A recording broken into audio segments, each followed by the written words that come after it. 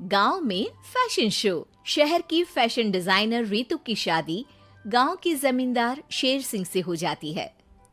लेकिन शहरी कामकाजी रितु का गांव में मन नहीं लगता।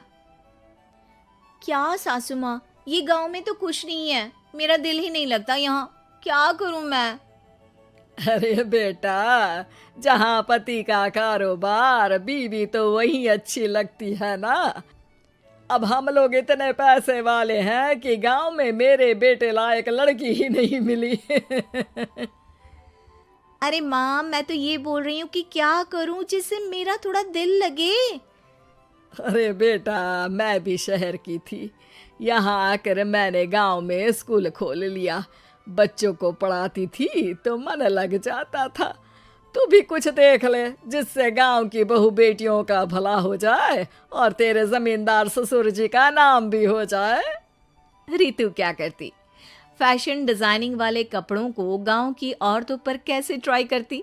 लेकिन एक दिन, अरे क्या बात है डार्लिंग, बड़ी जल्दी उठ गई। और ये हाथ में फेविकॉल और कागज, कहाँ जा रही हो? मैंने सोच लिया है कि मैं अपना फैशन बुटीक खोलूंगी। गांव की औरतों को सजा धजा कर फैशन शो करूंगी और यहाँ की औरतों को भी शहर के फैशन से वाकिफ करवाऊंगी। फैशन और यहाँ की औरतें, अरे इन लोगों को तो बस चूल्हा चौका आता है। खाली समय में एक दूसरे के सर से जुएं निकालती हैं या फिर अचार पापड़ बनाती है। इन लोगों के बस की नहीं है फैशन को समझना। लेकिन रितु मानती नहीं।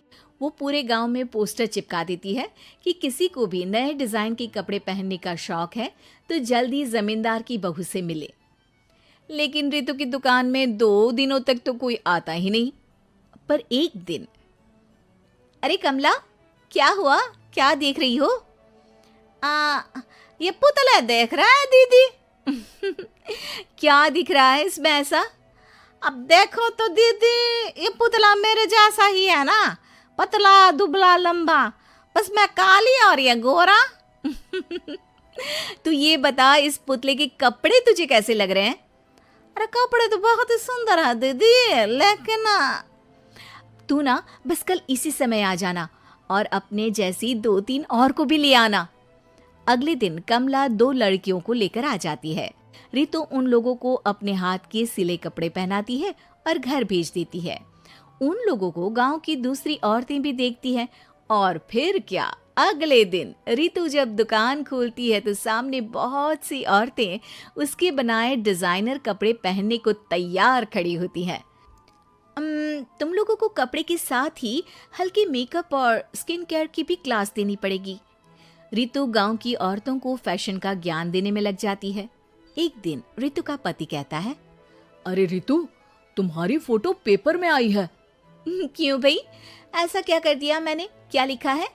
अरे लिखा है गांव में होगा अब फैशन वीक। अरे हाँ, कल ना कोई फोन आया था मीडिया वालों का, तो मैंने भी बोल दिया कि फैशन शो तो अब गांव में होगा। लग रहा है उसी की खबर बना दी है। तभी रितु को एक फोन आता है। हेलो, कौन बोल रहा है? जी मैं काम्या बात कर रही हूँ, लुक में फैशन वीक से।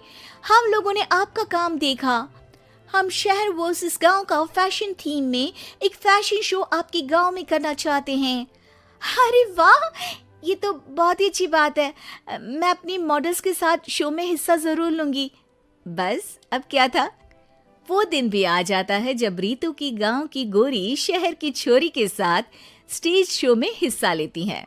शो के बाद, अरे आपकी वो जो कलेक्शन है ना, मैं उसकी पूरी सीरीज खरीदना चाहती हूँ। सच में आपने वो कपड़े डिजाइन करे जो आज के लोग आसानी से घर और बाजार में पहन सकते हैं।